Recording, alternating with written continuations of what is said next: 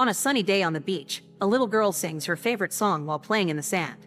A woman named Eileen seems to be there with her, but their moments of peace and happiness keep getting intercrossed with violent images of soldiers shooting their weapons and Eileen screaming in pain. Suddenly, Eileen opens her eyes and realizes those images had been a dream. She finds herself sitting on a chair inside a room with no doors or windows, only pointy tiles covering the walls from beginning to end. Confusion immediately kicks in since she doesn't know what this place is or how she got here. To make matters worse, she barely has memories of her old life at all. An AI voice known as the administrator speaks to her through a speaker, giving her the first task. She must move the pencil within the allotted time. That's when Eileen notices a table with a pencil on top of it, and since her questions are ignored, she leaves the chair and painfully drags her body through the floor until she can reach the pencil and throw it away. As soon as the administrator declares the task has been completed, Eileen tries to ask again, but a buzzer rings and she passes out. After dreaming about the beach again, Eileen is woken up by the administrator, who asks her to move the pencil once more. However, this time Eileen has been chained to the chair, and her wrists are tied together. This makes her feel helpless and gets her to panic, so to make her cooperate, the administrator explains that if she doesn't complete the task, her daughter will die. That comment triggers a series of memories on the beach, and Eileen finally remembers that the little girl is her daughter and her name is Eve. Getting more desperate by the second, Eileen demands to know what's happening with her daughter, but since the administrator ignores her, she has no choice but to complete the task. Untying her hands proves to be impossible even by using her mouth, but thankfully she quickly comes up with an idea. She takes off her shoes and ties them together to throw them at the pencil, managing to push it off the table. Once again, the buzzer rings as soon as she's done and Eileen gets knocked out again. This time, she can see the dream properly, and she finds herself resting on a beach while Eve plays with the sand as she sings.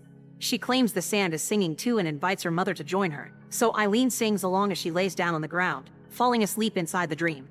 When she wakes up the next time, she's sleeping on the floor, matching her dream. Obviously her limbs are free now, and a plate with a weird goo waits for her at the table. There's also a killing headache clawing at her head. Since there's no task this time, she uses her free time to inspect the room, but she doesn't find even a slight gap in the walls. The chair is bolted to the floor too, so she can't use it to break anything either. Finally, there's the food at the table, which Eileen is wary of at first.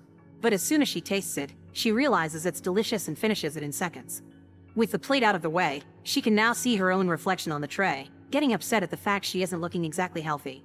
The distress is too much to deal with and Eileen moves back to the chair into a fetal position. But as she touches her hair, things get worse. There's a scar on her head that she doesn't know where it comes from. In fact, it feels like a surgery scar, which throws her into a full breakdown. They're doing something to her and she wants to get out, but her pleas are ignored as usual. Eileen falls asleep crying and visions of Eve on the beach haunt her dreams again before the administrator wakes her up. Furious, she curses the voice and demands proof of Eve being alive, otherwise she won't play along anymore. The administrator allows Eve to speak, saying she's scared and that she wants her mommy, but it only lasts a few seconds and immediately Eileen is asked to go back to her task. This time there's an unbreakable glass panel between her and the table, causing Eileen to quickly grow anxious. Pushing it doesn't work, and she can't use the chair because it's still bolted to the floor, so Eileen uses her own body instead.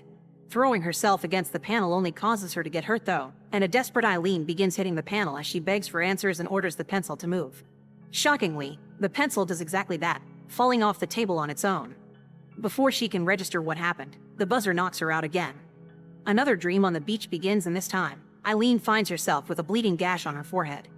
Eve invites her mother to make sandcastles with her, but as soon as the activity begins, a male voice calls Eileen's name as he touches her shoulder. When Eileen wakes up this time, she's chained to the chair again, the gash is on her real forehead, and there's a man on the floor that knows her name. He tries to come closer, making Eileen freak out and push him away because she thinks he's one of her captors, but the man soon introduces himself. This is her husband Roger, and hearing that name helps her remember him, even if it's just flashes of him on the beach as well. Eileen explains she doesn't remember anything, and in return, Roger admits he doesn't know how he ended up here either. Eileen also tells him about the tests and the fact these people have their daughter, causing Roger to freak out too, but their argument is interrupted when the administrator announces the beginning of another task. The pencil must be broken. Just like it happened to Eileen, all of Roger's questions and pleas are ignored, so the couple starts arguing again over how to proceed. Roger isn't tied up and grabs the pencil with no issue, but an alarm begins ringing to scold him for it since Eileen is the only one allowed to complete the task. The pencil is returned to the table, but Roger isn't considerate and instead of helping Eileen think, he keeps yelling at her. This builds up Eileen's fury, and when she yells back at him to make him shut up, the pencil floats up and breaks in two. Roger is in shock, and he notices Eileen's ears are bleeding before the buzzer knocks her out. The beach dream includes Roger singing along with Eve this time. When Eileen wakes up, there's food for both of them, and her husband is doing the same pointless search for a gap around the room.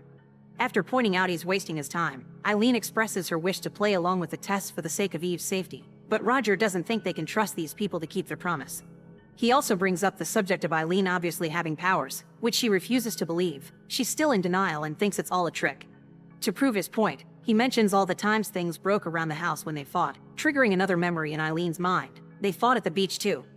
Eileen realizes fighting has always been part of their relationship, causing Roger to calm down a little and be more supportive to avoid more arguments.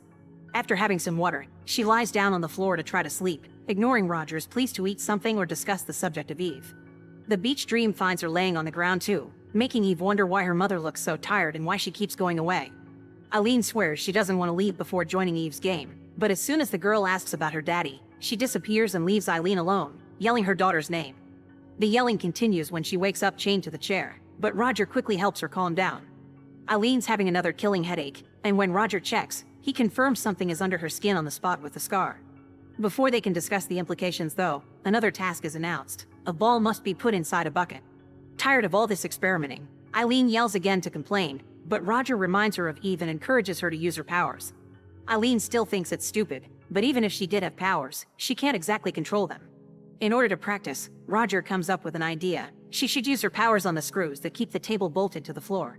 Thanks to his guidance and lots of concentration, Eileen manages to gain control of her powers and take out the screws one by one, allowing Roger to push the table closer. Putting the ball in the bucket is incredibly easy now, even if it does make her ears bleed again.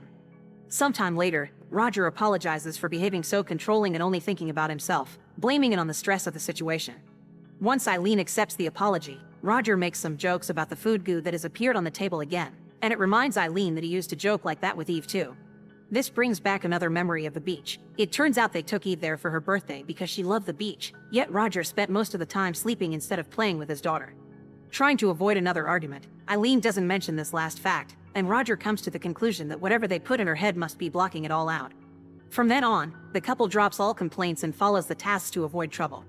Each task grows in difficulty, from turning a page to building a whole sandcastle, but Eileen passes them all thanks to lots of practice, concentration, and Roger's support. Her ears bleed every time, yet she doesn't get sick, and both of them are kept active through the food goo that appears in the room every now and then. Things become really tense again when the next task involves putting together a gun.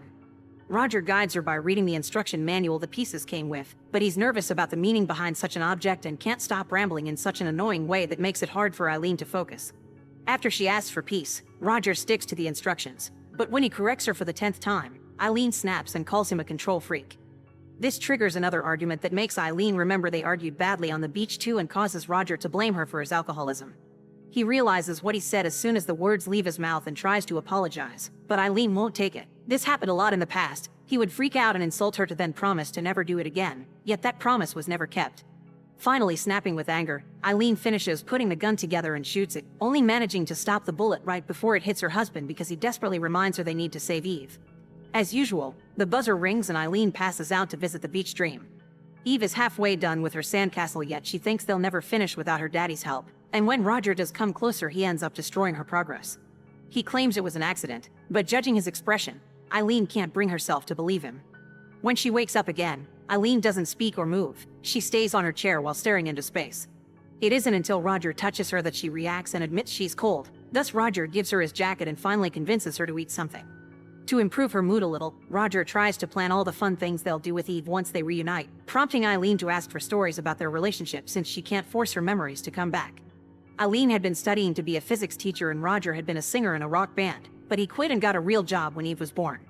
Hearing these anecdotes makes Eileen laugh after a long time of not doing so, and both of them apologize for all the arguments they've been having. When Eileen grabs the water to have a sip, she heats it up by just thinking she wanted something warm, showing she still has a lot to learn about her powers. Then she rests her head on Roger's lap and before falling asleep, she apologizes for something, but she isn't sure what for. Her family isn't in the beach dream this time, but there's something weird buried in the sand. As Eileen starts digging, she finds Roger's ring finger in Eve's sandal, but before she can understand what's happening, she falls back as the sand begins burying her too.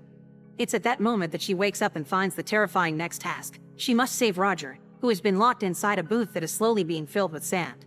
Using her powers should make this easy, but Eileen can't manage to concentrate between her panic and the fact strange images from the beach keep flashing in her mind. She can't tell what they are, but they feel disturbing. Hitting the glass with their fists does nothing, and using the chair that Eileen unscrews with her powers doesn't do anything either, so she can only apologize in tears as she watches her husband meet his end under the sand. Eileen isn't even allowed to grieve or have a breakdown because soon the administrator begins repeating the message of failure over and over, driving Eileen crazy and making her break the speaker. As more memories of the beach flash in her mind and show her screaming there too, a door finally opens in the room and a group of soldiers comes inside to take her away. After everything that happened though, there's no more cooperation from Eileen. She has finally snapped and is ready to find her daughter no matter what it takes. Using her powers, Eileen kills all the soldiers, alternating between quick deaths and slowly making them suffer.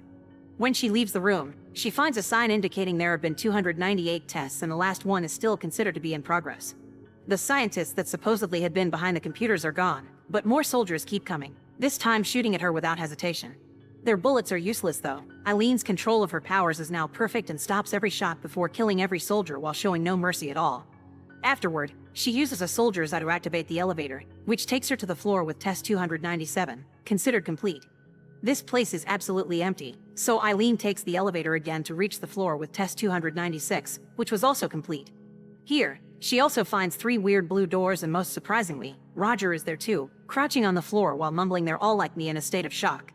When Eileen asks him what he means, Roger points at the door called spares, where Eileen is also disturbed by the contents. Inside dozens of body bags there are Roger clones ready to use for the next experiment.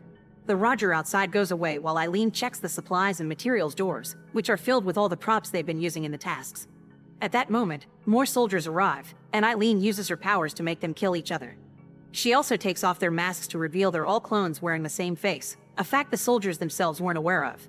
Next, Eileen crosses the elevator doors again, but this time she enters an empty room that stays with only one light turning on right above Eileen.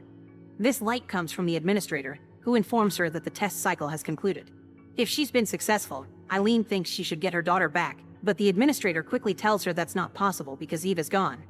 Since Eileen refuses to believe it, the administrator disables the memory blocker and Eileen finally learns what happened that day on the beach. Eve played all day with her mother, but Roger stayed back napping, and when they were about to leave, Eileen discovered his bottle had alcohol in it. This triggered an argument that ended with Roger slapping Eileen, which in return triggered her powers. Eileen had been so out of control in her scream that without meaning to she ended up killing both her husband and her daughter in one go. The voice Eileen had heard in the room had been a recreation made by a computer, and now the administrator wants to send Eileen to reconditioning to wipe her mind again. Realizing her memories and dreams are the only thing keeping Eve somehow alive, Eileen refuses to enter reconditioning and offers a deal. She wants to go through testing again. Since the facility's only functions are testing and reconditioning, the administrator accepts and Eileen falls asleep as she sees herself on the beach with Eve, singing along to her favorite song. Moments later, she wakes up in the test room again, not remembering a single thing and back on the first task, to move a pencil. Make sure to subscribe and turn on notifications so you can watch more videos like this. Thanks for watching.